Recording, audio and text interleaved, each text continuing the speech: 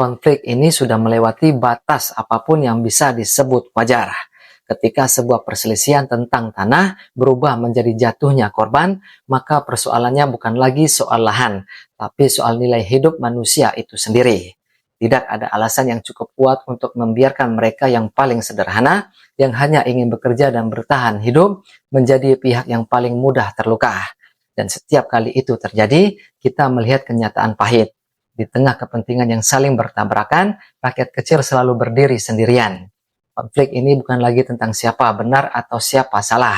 Ini tentang bagaimana sebuah persoalan dibiarkan berlarut hingga akhirnya menyentuh titik paling menyakitkan, di mana manusia menjadi korban sebelum masalahnya selesai di meja musyawarah. Dan jika pola seperti ini terus dibiarkan, maka kejadian serupa hanya menunggu tempat dan waktu baru.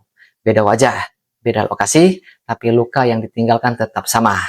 Mereka yang tidak punya kekuasaan kembali menjadi korban pertama dan menjadi pihak terakhir yang menerima kepastian.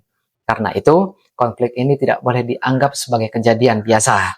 Ini adalah alarm keras yang harus terdengar sampai ke meja Kementerian Agraria dan Tata Ruang atau BPN, Kementerian Lingkungan Hidup dan Kehutanan, Pemerintah Provinsi Bengkulu, serta Pemerintah Kabupaten Bengkulu Selatan yang punya kewenangan langsung atas wilayah dan perizinannya, dan aparat penegak hukum, Polri dan Kejaksaan memiliki tanggung jawab untuk memastikan bahwa setiap bentuk kekerasan di tengah konflik agraria tidak berhenti hanya sebagai viral, tapi benar-benar ditangani secara transparan dan tuntas. Sementara bagi kita sebagai masyarakat, suara bukan sekedar reaksi, tetapi pengingat bahwa persoalan seperti ini tidak boleh dibiarkan padam begitu saja.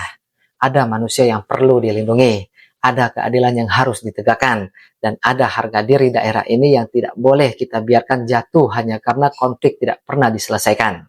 Bengkulu tidak boleh menjadi tempat di mana tanah lebih dihargai daripada manusia yang hidup di atasnya. Saya Rio Kajut dan ini Suara Rafflesia, media Nurani Bengkulu, yang siap bangkit, yang tidak akan diam. Mari belajar memanusiakan manusia. Ingat, diskusikan apapun itu, tapi tetap pakai adab.